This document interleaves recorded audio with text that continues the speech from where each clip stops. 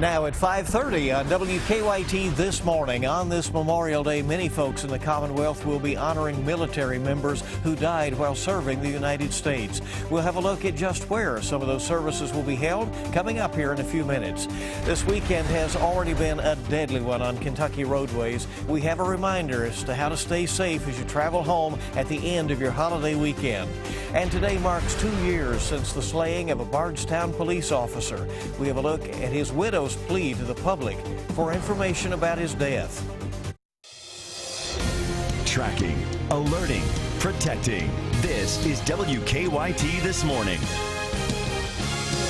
Good morning to you. It is Memorial Day, May 25th, and we're glad you're with us here on WKYT This Morning. I'm Bill Bryant. Rebecca's off today.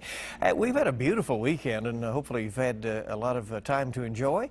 It looks okay today. Before we transition, let's check in with meteorologist Jim Caldwell in our First Alert Weather Center. That's right, Bill. We're going to have a good window before we cross over into those showers and thunderstorms into the afternoon or evening. That's going to be the peak time period for them to develop. For those to develop today, we look at some of the temperatures and Kentucky's most powerful live Doppler. That's Defender, by the way. And we have some of the moisture out to our west, and that's where it's going to stay for the next several hours. Eventually, it spills over. We're running in the upper 60s, mid 60s in many cases here across central and eastern Kentucky. Let's plan your Memorial Day, and we will have those chances of storms toward the afternoon and evening. There you see temperatures getting up to right around 83 degrees, around 76 by 8 o'clock tonight, and pretty warm and muggy at 71 by 11 o'clock. Our focus of the forecast will be on those rain chances, but the problem is we're going to be tracking several rounds of storms, starting with today and all the way through the weekend. We'll take a closer look at that in the 7-day coming up. All right, Jim, thank you very much. Today is Memorial Day, a day set aside to remember all of our armed forces who died while serving the country. And many folks across the Commonwealth will be taking part in special services today to show their respect. WKYT's Mark Barber is live from Lexington Cemetery this morning. Mark, we know there's a service set for there today. When does that start? Good morning, Bill. Those who died while serving our country will be honored here at 11 a.m. Another very large Memorial Day ceremony will be starting at the same time, also 11 a.m. this morning, out at Camp Nelson National Cemetery in Jessamine County. Just 2 days ago, hundreds of Boy Scouts honored those who paid the ultimate sacrifice by laying flags on more than 12,000 graves in the cemetery. During today's memorial service, Jim Sayre will speak as Abraham Lincoln, and Michael E. Crutcher Sr. will speak as Frederick Douglass. U.S. Army veteran John Larson will be the guest speaker at the Lexington Cemetery ceremony. Larson works with struggling veterans at the Fayette County's Veterans Treatment Court. He is also well known for serving as the first full-time public defender in Fayette County.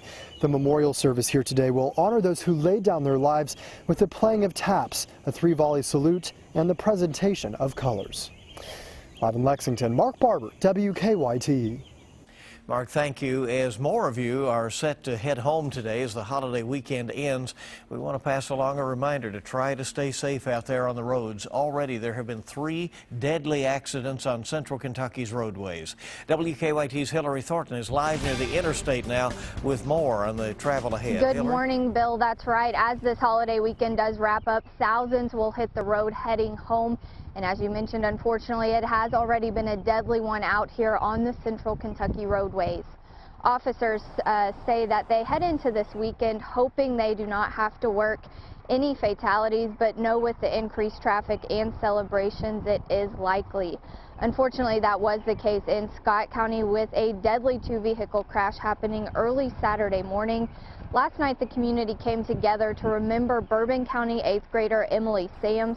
Investigators say the 13-year-old was traveling with her mother and father to Louisville for a volleyball tournament when a car also traveling west on Interstate 64 dropped off the left shoulder, overcorrected, hitting the Sams family, causing their pickup to flip, killing Emily and injuring her parents.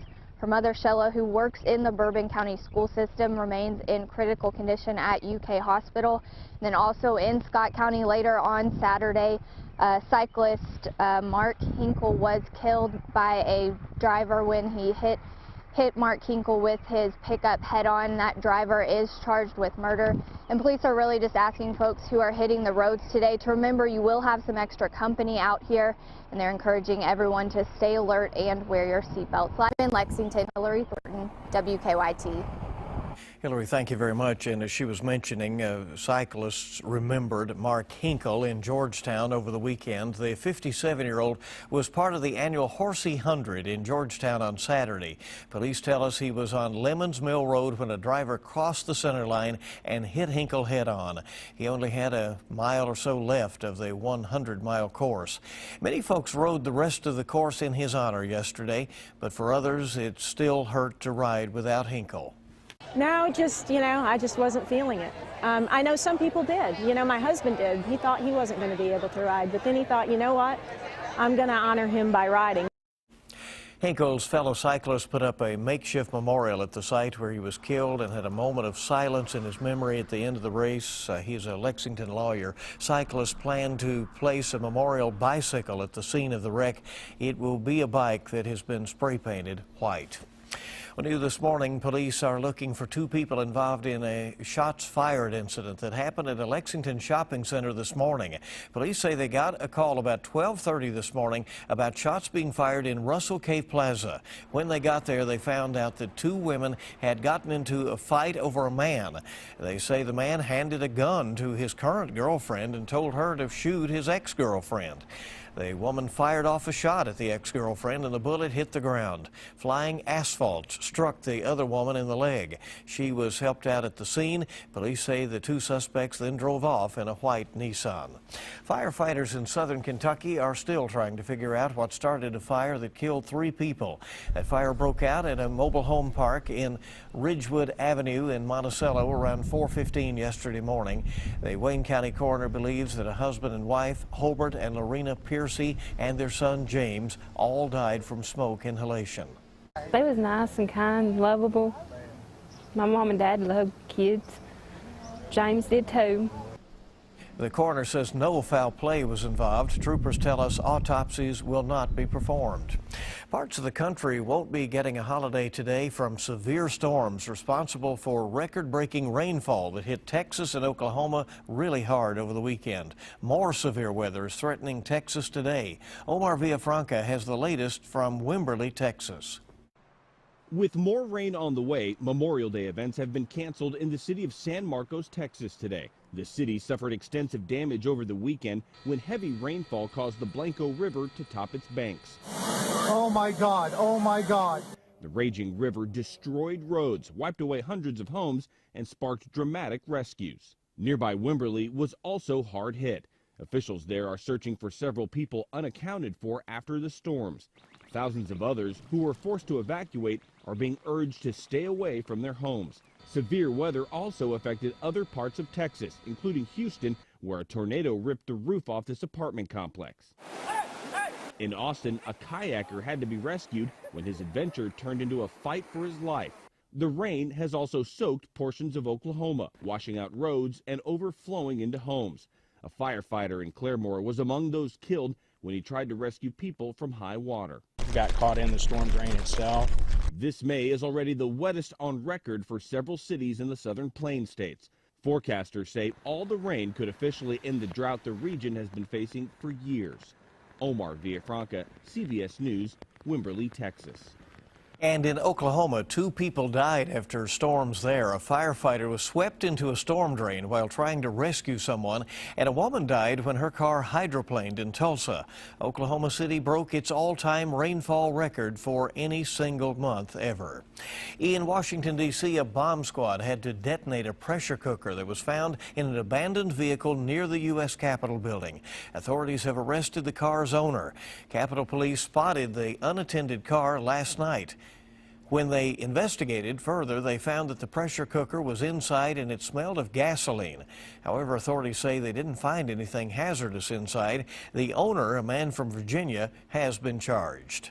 Today marks 2 years since a Bardstown, Kentucky police officer was gunned down in the line of duty, and the person responsible is still on the run.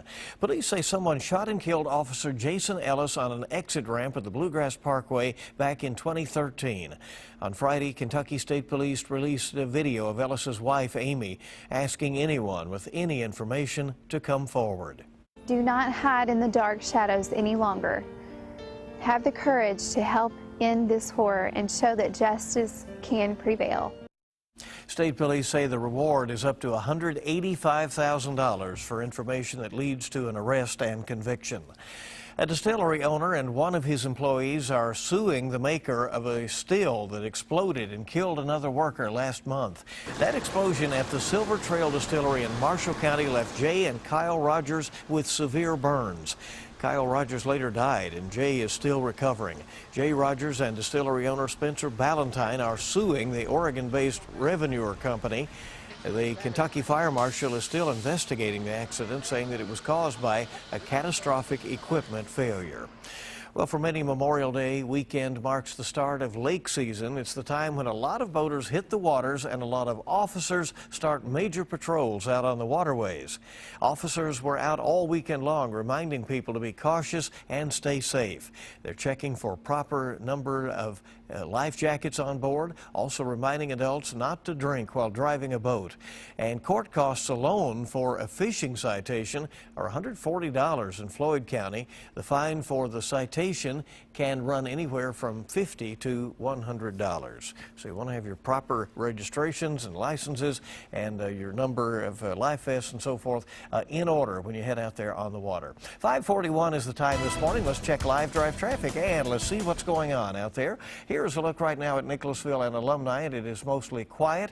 A reminder, of course, that most federal, state, and local offices will be closed today. Emergency services, of course, operating as normal. We have no reports of any major issues in the metro area this morning, but again, a lot of folks will be heading home from their holiday destinations today, and we would anticipate heavy traffic, especially this afternoon. The time is coming up on 5:42. We have a lot more news coming up for you this morning. Some folks in Iowa had double vision this weekend at a graduation ceremony. We'll tell you all about this record-breaking high school class coming up in about 5 minutes or so. And it looks like we'll likely track a few showers and thunderstorms toward the afternoon and into the evening today, but we could be tracking severe weather chances for your Tuesday. I'll have all of that coming up for you in just a few minutes.